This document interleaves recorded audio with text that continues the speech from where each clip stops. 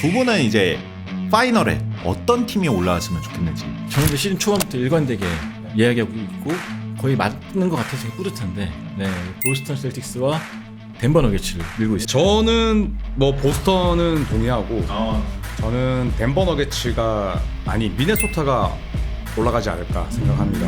네, MVP는 누가 탈지도 재밌을 것 같아요. 저는 보스턴이 우승을 할 거라고 보고요. 네, 누가 올라오든 간에. 그리고 사실은 제가 제이슨 테이텀을 많이 생각했었는데 이 테이텀이 아직까지 뭐 새가슴까지는 아닌데 승부차에서 좀 해결하지 못하는 게 있어요. 그래서 저는 파이널 MVP는 제일런 브라운으로 가겠습니다. 조현일 위원의 말도 일리가 있는데 아예 우승팀을 잘못 짚으셨어요. 그냥 제 생각이 안 나가지고 저는 덴버 너게츠. 네. 스포츠 이슈를 가지고 놀아보는 시간, 스포츠 썰티타카. 안녕하세요. 저는 호스트를 맡은 박진형이고요. 네, 저는 농구 표현 호스트를 맡은 조현일입니다. 이번 주 스포츠 썰티타카에서는 NBA의 시즌 마무리와 다양한 이슈에 대해서 이제 이야기를 해보려고 하는데요. 농구 칼럼니스트이자 현 KBSN 스포츠 해설위원이신 손대범 해설위원님 모시겠습니다. 안녕하세요. 반갑습니다. 네. 이제 본격적으로 정규 리그가 마무리가 됐죠. 한 키워드로 좀 정리를 해주신다면. 전체적으로 봤을 때는 키워드 딱 하나일 수 있겠죠. 이제 세대 교체, 변화의 바람이 불고 있다. 네, 예전에는 좀 아직까지 너네는 아니야라는 이제 고참들의 활약이 있었다면은 올 시즌 같은 경우에 약간 좀 변화의 물결이 좀 요동치고 있는 것 같습니다. 새로운 얼굴들이 많이 등장을 했고 또 새로운 스타들이 또 군림하면서 약간 이제 변화의 물결을 타고 있다라고 말씀드리고 싶습니다. 네, 저도 동의합니다. 사실 2005년 이후에 지금 거의 2005년이면은 한 20년 됐잖아요. 네, 그런데 커리와 르브론 제임스, 케빈 듀란트가 모두 없는 2라운드가 처음이거든요. 그러니까 이렇게 되면 뭐 NBA 사무국, 그다음에 뭐 저 같은 해설자이자 뭐 유튜버, 또 손대범 위원처럼 농구로 또 밥 벌어 먹고 사시는 분들 전부 다 비상이거든요. 네. 지난 10년 동안 리그의 인기를 책임졌던 이 세 명이 2라운드에 없다 보니까 저희도 좀 당황스럽긴 한데 또 한편으로는 이 세 명의 자리를 메우려는 영건들의 활약을 지켜보는 것도 굉장히 재밌습니다. 근데 또 반대로 생각해보면 이번 정규 시즌에서 가장 아쉬움을 가지고 있는 팀을 생각을 해보면은 골스를 꼽을 수밖에 없는 것 같아요. 일단 골든스테이트는 전체 연봉 1위거든요. 그래서 셀러리 캡도 1위고 그다음에 그렇죠. 그 셀러리 캡을 넘으면 사치세. 그만큼 이제 부과되는 금액이 있는데 그것도 압도적인 1위. 그런데 뭐 현실은 플레이오프 탈락이거든요.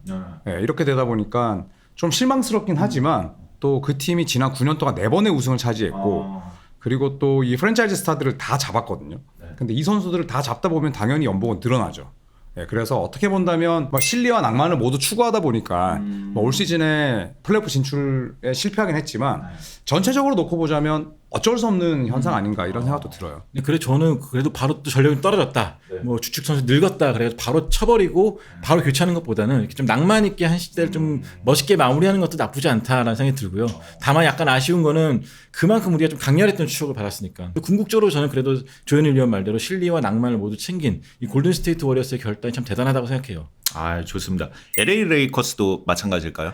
레이커스는 조금 다르다고 볼 수는 있는데 뭐 LA 레이커스도 사실은 골든스테이트만큼 부자 구단은 아니에요. 하지만 또 르브론 제임스가 있는 한 우승하지 못하면 이기지 못하면 실패한 시즌이거든요. 마지막까지 감독과 선수들 간의 조화가 없었고 또 똑같은 팀에게 똑같은 방식으로 그러니까 경기 내내 앞서다가 4쿼터에 뒤집히는 경우가 굉장히 많았거든요. 이런 것을 똑같이 반복했다는 점에서 약간 팬들 입장에서는 약간 울상을 질 수밖에 없는 또 르브론 제임스에게 남은 시간이 얼마 안 남았기 때문에 팬들 입장에서는 조금이라도 더 뛸 수 있을 때 더 멀리 갔으면 좋겠는데 올 시즌도 역시나 좀 1라운드에서 탈락하다 보니까 좀 아쉬움이 더할 수밖에 없는 것 같아요. 레이커스 팬이에요. 네.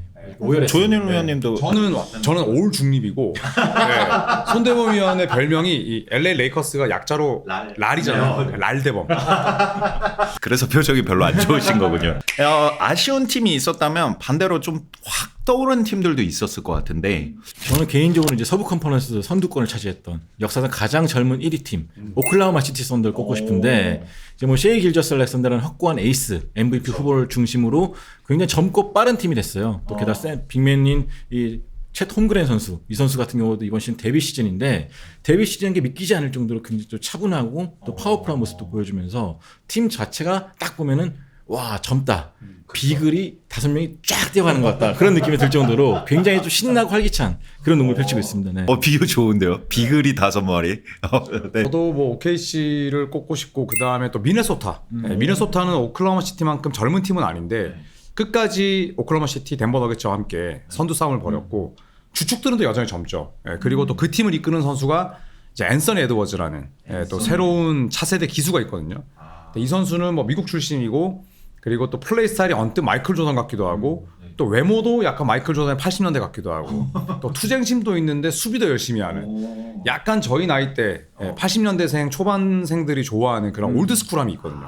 반대로 이제 동부 같은 경우는 1위가 예전역에 결정이 됐었던 말이죠. 압도적으로 보스턴 셀틱스였는데 그러니까 보스턴 셀틱스도 현지에서는 역사상 가장 최고의 팀 중 하나가 아니냐. 보스턴 셀틱스 역사상 그만큼 시즌 초반에 홈 연승을 달리면서 굉장히 상승을 탔고요. 일단 무엇보다 확실한 중심인 제이슨 테이텀과 제일런 브라운 두 선수에다가 받쳐주는 라인업이 상당히 탄탄해졌어요. 뭐 데릭 화이트도 있었고 주루 할러데이 그리고 무엇보다 7피트 이상이 되는 장신인 슈터 크리스탑스 포르징기스. 그러니까 이렇게 젊고 유망한 선수들이 좀 뭉치다 보니까 굉장히 물샐 틈 없는 조직력을 보여줬습니다. 그냥 전체적으로 다 평균치 이상을 할 수 있는 멤버들이 모인 거네요. 동부 같은 경우는 뭐 우리가 몇 강 몇 중 명량 나누잖아요. 그냥 동부는 보스턴 1강이었습니다. 그만큼 압도적이었죠. 네. 이 NBA는 플레이오프가 너무 복잡한 것 같아요. 그러니까 원래는 플레이오프가 2019년까지는 이제 동부 8팀, 서부 8팀만 진출했었죠. 근데 그러다 보니까 사실 8위까지 결정이 되면 일찌감치 결정이 되면 나머지 팀들은 좀 약간 의미 없는 경쟁을 하게 되다 보니까 좀 재미없다는 의견도 많이 나왔어요. 그래서 이제 아담 실버 총재가 개편안을 내놨는데 10개 팀까지는 플레이오프에 도전할 기회를 주는 겁니다. 그러니까 9위와 12팀까지 포함시켜가지고 7, 8, 9, 10위가 플레인 토너먼트라는 것을 한 번 더 거치게 돼요. 네, 플레이오프 결정전이라고 해석하시면 될 것 같은데 그래서 7위와 8위가 붙고 9위와 10위가 붙습니다. 그래서 7위와 8위 팀의 승자는 동부 7위 자리를 확보하게 되는 거고 9위와 10위 자리의 승자는 이제 8위와 붙게 돼요. 그래서 여기서 붙게 이기면은 이제 8위 자리 확정짓게 되는 거죠. 그러니까 8위 팀은 지더라도 한 번에 더 기회가 주어지는 것이고, 네. 그러면 이제 플레잉 토너먼트 이후에 본격적인 플레이오프가 진행이 되는 거고. 그래서 1번 시드의 상대는 정해지지가 않죠. 2번 시드의 상대도 정해지지가 않고 3번 시드, 6번 시드, 4번 시드, 5번 시드가 빨리 정해지고 1번 시드, 2번 시드는 내 파트너가 누군지 정해지진 않지만 이 친구들이 좀 어느 정도는 지친 상태에서 올라오니까 네, 상위 시드에 대한 이점은 확실히 주어지죠. 네. 그러면은 이제 서부 동부 해서 최종 토너먼트 위너가 결정이 되고 그 둘이 붙는 게 이제 마지막 파이널인 건가요? 와, 그러면은 진짜 우승하는 게 정말 힘들겠네요. 그렇죠. 1라운드, 2라운드, 컨퍼런스 파이널 네 라운드를 거쳐야 되는데 7전 4승제예요. 그러니까 굉장히 오랫동안 끌고 갑니다, 이게. 그러니까 이게 파이널까지 끝나면 6월 중순이거든요. 엄청 길게 하는군요, 이거를. 두 분은 이제 파이널에 어떤 팀이 올라왔으면 좋겠는지. 저는 이제 시즌 초반부터 일관되게 이야기하고 있고 거의 맞는 것 같아서 되게 뿌듯한데 네, 보스턴 셀틱스와 덴버 너겟츠를 밀고 있습니다. 오, 덴버에 누가 있는 거죠? 그 요키치. 그죠. 근데 엄청 잘하더라고요. 저는 뭐 보스턴은 동의하고 저는 덴버 너겟츠가 아니 미네소타가 올라가지 않을까 생각합니다. 네, 작년에 덴버가 우승할 때도 미네소타랑 1라운드를 했는데 제일 어려웠다라고 이야기를 했었거든요. 그리고 올 시즌 미네소타가 더 업그레이드가 됐고 그리고 요키치를 가장 잘 제어할 수 있는 팀입니다. 예, 그래서 저는 보스턴과 미네소타 추운 동네끼리 만난다 생각합니다. 그러면은 마지막으로 이제 최종 우승팀과 MVP는 누가 탈지도 재밌을 것 같아요. 저는 보스턴이 우승을 할 거라고 보고요. 누가 올라오든 간에. 그리고 사실은 제가 제이슨 테이텀을 많이 생각했었는데 이 테이텀이 아직까지 뭐 세가승까지는 아닌데 승부차에서 좀 해결하지 못하는 게 있어요. 그래서 저는 파이널 MVP는 제일런 브라운으로 가겠습니다. 왜냐 파이널 MVP가 뜬금 2옵션이 되는 경우들이 종종 있었거든요. 뭐 안드레 이거달라, 1011럽스, 뭐 과거에 세드릭 맥스웰 이런 선수가 있었기 때문에 저는 제일런 브라운으로 가겠습니다.